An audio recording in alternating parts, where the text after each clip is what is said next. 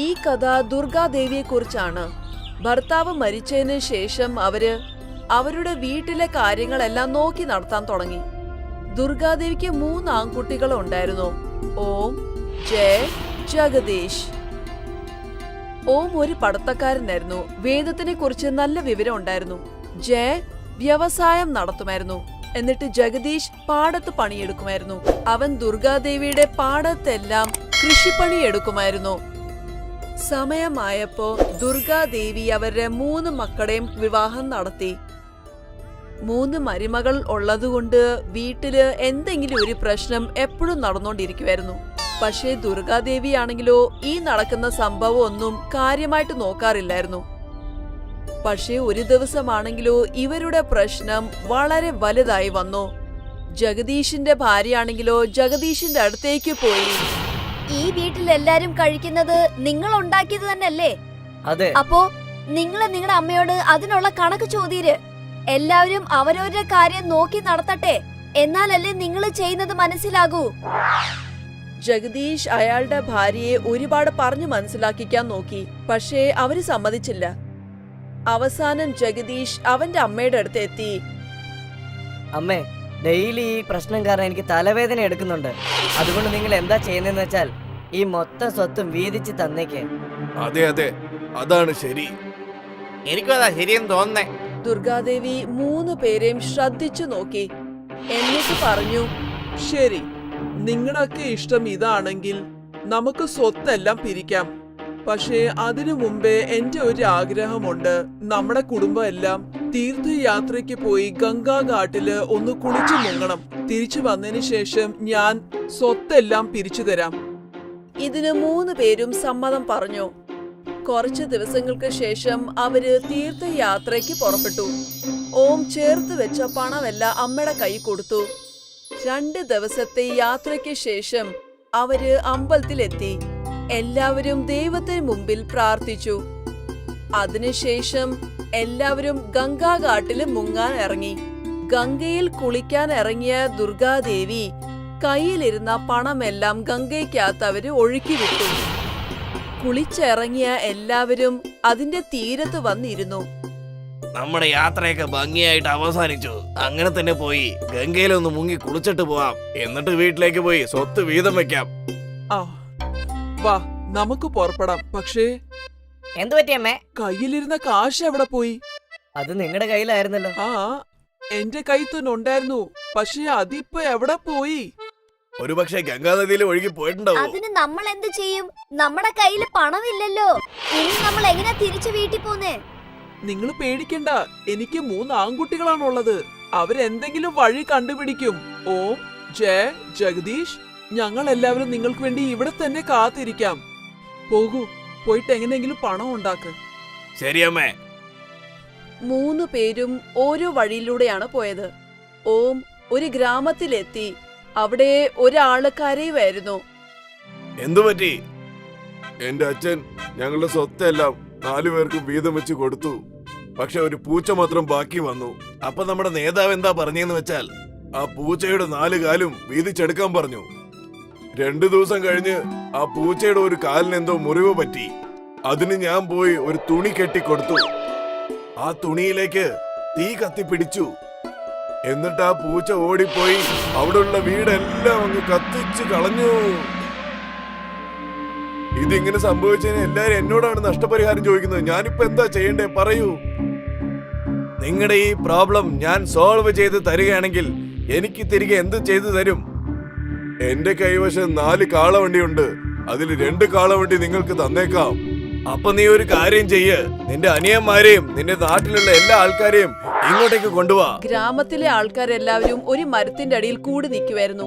സത്യത്തിൽ മദന് കൊടുത്ത പൂച്ചയുടെ കാലിന് ചുറ്റുമാണോ ആ തുണി കെട്ടിയത്? അതെ. അവൻ എന്തിനാ തുണി കെട്ടിയത്? കാരണം ആ പൂച്ചയുടെ കാലിന് മുറിവ് പറ്റിയിരുന്നു. അപ്പൊ ആ പൂച്ച മുറിവേറ്റ കാലുകൊണ്ട് അത് നടക്കാനേ പറ്റില്ലല്ലോ. പക്ഷേ ബാക്കിയുള്ള 3 കാലുണ്ടല്ലോ, ആ കാലുകൊണ്ടായിരിക്കും നടന്നിരിക്കുന്നേ. അപ്പോ ബാക്കി 3 കാലിനും കുഴപ്പമൊന്നുമില്ലായിരുന്നു. അതുകൊണ്ടാണ് അത് വീട് മുഴുവൻ കത്തിച്ചു കളഞ്ഞത്. അതുകൊണ്ട് ബാക്കിയുള്ള 3 കാലിന്റെ ഉടമസ്ഥരാണ് ഇതിന് നഷ്ടപരിഹാരം കൊടുക്കേണ്ടത്. അതെ, നിങ്ങൾ പറഞ്ഞത് വളരെ ശരിയാണ്. ഓം മദന്റെ പ്രശ്നങ്ങളെല്ലാം തീർത്തു കൊടുത്തു. എന്നിട്ട് 2 കാളവണ്ടികൾ കിട്ടി. ജയ നദിയുടെ തീരത്താണ് എത്തിയത്. അവിടെ രാജ എന്തോ പ്രഖ്യാപിക്കുന്നുണ്ടായിരുന്നു. ആരെങ്കിലും മുന്നോട്ട് വന്ന് എന്റെ ആനയ്ക്ക് എത്ര തൂക്കമുണ്ടെന്ന് ശരിയായി പറയുന്നുവോ അവർക്ക് 10,000 നാണയം ഞാൻ കൊടുക്കുന്നതാണ്. പെട്ടെന്ന് തന്നെ ജയ രാജാവിന്റെ അടുത്തേക്ക് എത്തി. മഹാരാജാവേ, ഞാൻ ഈ പണി ചെയ്യാം. പക്ഷെ എനിക്ക് അതിനോടൊപ്പം ഒരു വഞ്ചിയും കുറെ നെല്ലിന്റെ ചാക്കും വേണ്ടി വരും. ശരി, രാജ ജയയ്ക്ക് ആ വള്ളം കൊടുത്തു. ഇപ്പൊ ഇത് നദിയിലേക്ക് ഒഴുക്കി വിട്. ആ ആനേനെ ആ വഞ്ചിയിലേക്ക് കയറ്റി നിർത്ത്. സൈനികർ ആ വള്ളത്തിനകത്ത് ആനയെ ഇറക്കി. എന്നിട്ട് ജയ ഇത്തിരി കരിയെടുത്ത് ആ വള്ളത്തേല് വരച്ചു. ആ വെള്ളം ഇത്രയും ദൂരെയാണ് വെള്ളത്തിൽ നിന്നത്. ഇപ്പൊ ആ ആനേനെ ഇതിൽ നിന്ന് ഇറക്കിയേക്ക്. ആ നെല്ലിന്റെ ചാക്കൊക്കെ ഇതിലേക്ക് നിറച്ചു വെക്ക്. സൈനികർ വള്ളത്തൂന്ന് ആനയെ പുറത്തെടുത്തു. എന്നിട്ട് ആ വള്ളത്തില് അരിയുടെ ചാക്ക് നിറയ്ക്കാൻ തുടങ്ങി. ആ അടയാളം വരെ വള്ളം അങ്ങ് മുങ്ങാൻ തുടങ്ങിയപ്പോഴാണ് മതി മതി, ഇപ്പൊ ഈ ചാക്കിന്റെ എല്ലാം ഭാരം എത്രയാണെന്ന് നോക്ക്, അപ്പൊ മനസ്സിലാവും. സൈനികർ ആ ചാക്കെല്ലാം കൂടെ തൂക്കി നോക്കാൻ തുടങ്ങി. മഹാരാജാവേ, 3000 കിലോ. മഹാരാജാവേ, അപ്പൊ ഈ ആനയുടെ വെയിറ്റ് 3000 കിലോയാണ്. വളരെ നന്നായിട്ടുണ്ട് ജയ്, നീ പറഞ്ഞതിനുള്ള സമ്മാനം. ജയക്ക് 10,000 സ്വർണ നാണയമാണ് കിട്ടിയത്. ജഗദീഷ് ഒരു പാടത്തെത്തി. അവിടെ കുറെ പേര് സംസാരിച്ചു നിൽക്കുമായിരുന്നു. എന്താ നിന്റെ പ്രശ്നം? ഈ നിലത്തില് വേഗം വെള്ളം ഒഴുകി പോയിക്കൊണ്ടിരിക്കുന്നുണ്ട്. ഇവിടെ ഒരു നെല്ലും വിളയുന്ന ലക്ഷണം കാണുന്നില്ല. ഞാനിപ്പോ എന്താ ചെയ്യേണ്ടതെന്ന് എനിക്ക് അറിയില്ല. ഈ പ്രശ്നത്തിന് ഒരു പരിഹാരം ഞാൻ ഉണ്ടാക്കി തരാം. പക്ഷേ എനിക്കതിന് എന്ത് തരും? ഞാൻ അതിന് പകരമായി 2 ചാക്ക് നെല്ല് പിന്നെ കുറച്ച് പരിപ്പും തരാന്നേ. എന്നാ ശരി, എനിക്ക് തേങ്ങയുടെ കുറെ മടലുകൾ വേണ്ടി വരും. ശരി. ജഗദീഷ് തൊണ്ടിനകത്താണ് അരി കുഴിച്ചിട്ടത്. എന്നിട്ട് അതിനെ മണ്ണിനകത്താണ് കുഴിച്ചിട്ടു. അങ്ങനെ ചെയ്തിട്ട് ഒരു ഇത്തിരി സ്ഥലത്ത് ഇതിനെല്ലാം കൂടെ കൂട്ടിവെച്ചു. ഇത് നിങ്ങൾ എടുത്തോണ്ട് പോയി നിങ്ങളുടെ നിലത്തിൽ നടാൻ നോക്ക്. ജഗദീഷിന് 2 ചാക്ക് അരിയാണ് കിട്ടിയത്. 3 മക്കളും അമ്മയുടെ അടുത്ത് തിരിച്ചെത്തി. ഞാൻ പറഞ്ഞ പോലെ എന്നാ 2 കാളവണ്ടി. അമ്മേ, ഇന്നാ സ്വർണ്ണ നാണയങ്ങൾ. അമ്മേ, 2 ചാക്ക് നെല്ലുണ്ട് ഇവിടെ. നിങ്ങൾ 3 പേരും വേറെ രീതിയിലൊക്കെയാണ് കാര്യം ശരിയാക്കിയത്. ജഗദീഷ്, നീ വിചാരിച്ചത് നീ ഒറ്റയ്ക്കാണ് വീട്ടിലെ കാര്യങ്ങളെല്ലാം നോക്കുന്നതെന്ന്. അങ്ങനൊന്നുമല്ല. കണ്ടില്ലേ, ഓം കാളവണ്ടി കൊണ്ടുവന്നു. എന്നിട്ട് ജയോ സ്വർണ നാണയങ്ങൾ. എന്നിട്ട് നീ ആഹാരം കൊണ്ടുവന്നില്ലേ? എനിക്കിപ്പോ മനസ്സിലായി അമ്മേ. നിങ്ങൾ എല്ലാവരും ഇപ്പോഴും പിരിയണം എന്നാണോ ഈ പറയുന്നത്? ഇല്ല അമ്മേ, എനിക്കിപ്പോ എല്ലാം മനസ്സിലായി. ഞങ്ങൾ എല്ലാരും ഒത്തൊരുമയോടെ ഒരുമിച്ചിരുന്നാലേ നന്നായിരിക്കുള്ളൂ. വളരെ നല്ലത്. ഇത് ചെയ്താണ് ദുർഗാദേവി അവരുടെ 3 കുട്ടികളും പിരിയാൻ തടഞ്ഞത്. എന്നിട്ട് അവരവരുടെ വില എന്താന്ന് മനസ്സിലാക്കി കൊടുത്തു. അപ്പൊ കുട്ടികളെ, ഈ കഥയിൽ നമുക്ക് പഠിക്കാൻ കഴിഞ്ഞത് നമ്മൾ എപ്പോഴും പരസ്പരം സ്നേഹിച്ചും അവരുടെ കൂടെ തന്നെ നിൽക്കണം. രാജസ്ഥാനിലെ ഒരു ഗ്രാമത്തിൽ വൃദ്ധയായ ഒരു സ്ത്രീ താമസിച്ചിരുന്നു. അവർക്ക് യുവാക്കളായ 2 ആൺമക്കളുണ്ടായിരുന്നു. ആ വൃദ്ധ സ്ത്രീയുടെ ആരോഗ്യം മോശമായിരുന്നു. എന്നാലും അവർ വീട്ടുജോലികൾ ചെയ്ത് തന്റെ കുടുംബം നടത്തിക്കൊണ്ടുപോയി.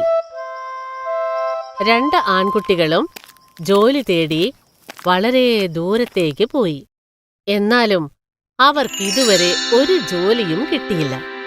ഒരു ദിവസം വൃദ്ധയായ ആ സ്ത്രീയുടെ ആരോഗ്യനില വളരെ മോശമായി. അവർ കിടന്ന കിടപ്പിലായി.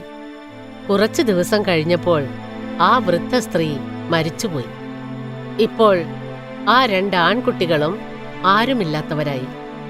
അമ്മ മരിച്ചതിനു ശേഷം അവരുടെ ചെറിയമ്മ അവരെ കാണാനെത്തി. ചേച്ചി, ചേച്ചി, എന്തിനാ ഞങ്ങളെ വിട്ടിട്ട് പോയത് ചേച്ചി? ഈശ്വര, എന്റെ ചേച്ചി എന്തിനാണ് നീ എടുത്തുകൊണ്ട് പോയത്? ചെറിയമ്മ, ചെറിയമ്മ, ചെറിയമ്മ. കുറച്ചു സമയത്തിനു ശേഷം ചെറിയമ്മയ്ക്ക് തന്റെ സഹോദരിയുടെ വാക്കുകൾ ഓർമ്മ വന്നു. അവർ തന്റെ ബാഗിൽ നിന്ന് 2 ചെറിയ പെട്ടികൾ പുറത്തെടുത്തു. എന്നിട്ട് ഓരോരുത്തർക്കും ഓരോ പെട്ടി വീതം കൊടുത്തു. ഈ പെട്ടി നിങ്ങളുടെ അമ്മയാണ് എനിക്ക് തന്നത്. നിങ്ങളുടെ അമ്മ പറഞ്ഞു, അമ്മ മരിച്ചതിനു ശേഷമേ ഈ പെട്ടി നിങ്ങളുടെ കൈവശം തരാൻ പാടുള്ളൂ എന്ന്. എന്താണിതില്? ഇതിലെന്താണെന്ന് എനിക്കറിയില്ല. പക്ഷെ ചേച്ചി എന്നോട് പറഞ്ഞത് ഇതാണ്, നീ ഇത് തനിച്ച് തുറക്കരുത്. ശരി ചെറിയമ്മേ. ഇന്ന് ഞാൻ പോട്ടെ. വീട്ടില് മക്കൾ ഒറ്റയ്ക്കാ. അവരുടെ അച്ഛനും ജോലിക്കാര്യത്തിന് പുറത്തേക്ക് പോയിരിക്കുകയാണ്. അതുകൊണ്ട് ഞാൻ പോയേ പറ്റൂ. പക്ഷെ നിങ്ങൾ രണ്ടുപേരും ഒന്നുകൊണ്ടും വിഷമിക്കേണ്ട. ഞാൻ ഇടയ്ക്കിടയ്ക്ക് വരും. നിങ്ങളുടെ അമ്മ ഇല്ലാത്ത സ്ഥിതിക്ക് ഞാനല്ലേ നിങ്ങൾക്ക് ഒരേ ആശ്രയം. ചേച്ചി. ചെറിയമ്മ കരച്ചിൽ നിർത്തി അവിടെ നിന്നും പുറപ്പെട്ടു പോയി. അതിനുശേഷം ആകാശും വികാശും അവരവരുടെ പെട്ടികൾ തുറന്നു. പെട്ടിക്കുള്ളിൽ ഒരു എഴുത്തുണ്ടായിരുന്നു. അതിൽ ഇങ്ങനെ എഴുതിയിട്ടുണ്ടായിരുന്നു: ഈ മാന്ത്രിക മുത്തെടുത്തുകൊണ്ട് കിഴക്ക് ഭാഗത്തേക്ക് പോകണം. അവിടെ ചെല്ലുമ്പോൾ നിങ്ങൾക്ക് നിങ്ങളുടെ വിധി എന്താണെന്നറിയും. ഈ മുത്ത് നിങ്ങളുടെ കയ്യിൽ നിന്ന് എവിടെയാണോ താഴെ വീഴുന്നത് ആ ഭൂമി നിങ്ങളുടേതായിരിക്കും. അധ്വാനിച്ച് പ്രവർത്തിച്ച് നിങ്ങളുടെ ജീവിതം സുഖകരമാക്കണം എന്ന് നിങ്ങളുടെ അമ്മ. ഏട്ടാ, എന്താണിത്? എനിക്കറിയില്ല. പക്ഷെ അമ്മയല്ലേ എഴുതിയത്, അതുകൊണ്ട് നമ്മൾ പോയേ പറ്റൂ. രണ്ട് സഹോദരന്മാരും വീട്ടിൽ നിന്നിറങ്ങി അവർ കിഴക്ക് ദിശയിലേക്ക് പോയി. രണ്ടുപേരും കാട് കടന്നു, നദിയും കടന്നു. അങ്ങനെ അവർ രണ്ടുപേരും വിശാലമായ ഒരു സ്ഥലത്തെത്തി. അവിടെ ചെന്നപ്പോൾ വികാസിന്റെ കയ്യിലുണ്ടായിരുന്ന മുത്ത് താഴെ വീണു. പെട്ടെന്ന് ഒരു വലിയ തുണ്ട് ഭൂമിയുടെ അരികിലായി കല്ലുകൾ കൊണ്ടുണ്ടാക്കിയ ഒരു വൻ മതിൽ ഉയർന്നു. അത് കണ്ടപ്പോൾ വികാസ് വളരെയധികം സന്തോഷിച്ചു. ആഹാ, ഈ ഭൂമി എന്റേതാണ്. എത്ര വിശാലമായ ഭൂമി! എനിക്ക് ഭാഗ്യമുണ്ടായിരിക്കുന്നു. അനുമോദനങ്ങൾ ഏട്ടാ. എന്റെ ഹൃദയം നിറഞ്ഞ ആശംസകൾ. നന്ദി അനിയ. അമ്മ നിനക്കും എന്തെങ്കിലും വലുതായിട്ട് കരുതി വെച്ചിട്ടുണ്ടാവും. അതെ ഏട്ടാ, ഞാൻ മുൻപോട്ട് നടന്നു പോവുകയാണ്. ആകാശ് തുടർന്ന് മുന്നോട്ട് നടന്നു. അവൻ രാവും പകലും നടന്നുകൊണ്ടേയിരുന്നു. നടന്ന് നടന്ന് അവന്റെ കാലുകൾക്ക് തഴമ്പ് വന്നു. ഇനി നടക്കാൻ വയ്യ എന്ന സ്ഥിതിയിലായപ്പോൾ അവൻ കരയാൻ തുടങ്ങി. അമ്മേ, അമ്മ എന്റെ വിധിയിൽ വെയിലത്ത് നടക്കാനും വിശപ്പ് കൊണ്ട് മരിക്കാനുമാണ് എഴുതിയിരിക്കുന്നത്. ഏട്ടനമ്മ വിശാലമായൊരു ഭൂമിയല്ല കൊടുത്തിരിക്കുന്നത്. എനിക്ക് തരാൻ അമ്മയുടെ അടുത്ത് ഒന്നുമില്ലാതായോ അമ്മേ? ആകാശിന്റെ ധൈര്യം ചോർന്നു പോയിക്കൊണ്ടിരുന്നു. പക്ഷേ അവൻ പ്രത്യാശ കൈവിട്ടില്ല. അവൻ മുന്നോട്ട് നടന്നു. ആകാശ് കുറേ ദൂരം സഞ്ചരിച്ചു. ഏതാനും മരുഭൂമികൾ കടന്ന് അവൻ ഒരു കുന്നിന്റെ മുകളിലെത്തി. ആകാശ് നദിയിൽ നിന്നും വെള്ളം കോരി കുടിച്ചു. അപ്പോൾ അവന്റെ കയ്യിലുണ്ടായിരുന്ന മുത്ത് അവിടെ വീണു. പെട്ടെന്ന് ആ കുന്നിന്റെ 4 ചുറ്റും കല്ലുകൊണ്ടുള്ള ഒരു വൻ മതിൽ ഉയർന്നു. അത് കണ്ട് ആകാശ് വിസ്മയിച്ചു. തന്റെ പക്കൽ ഇത്രയും വലിയ ഭൂമി ഉണ്ടാകുമെന്ന് അവൻ സ്വപ്നത്തിൽ പോലും വിചാരിച്ചിട്ടുണ്ടായിരുന്നില്ല. നന്ദി അമ്മേ. ഇത്രയും വലിയൊരു ഭൂമിയെക്കുറിച്ച് ഞാൻ സ്വപ്നത്തിൽ പോലും വിചാരിച്ചിരുന്നില്ല. നന്ദി അമ്മേ. ആകാശിന് സന്തോഷമായി. ആകാശ് അവിടെ ജോലി ചെയ്യാൻ തുടങ്ങി. അവിടെ ഭൂമിക്കടിയിൽ പലയിടങ്ങളിലും സ്വർണമുണ്ടായിരുന്നു. ഇതെല്ലാം കണ്ടപ്പോൾ ആകാശ് വിസ്മയിച്ചു. അവന് തന്റെ കണ്ണുകളെ വിശ്വസിക്കാൻ സാധിച്ചില്ല.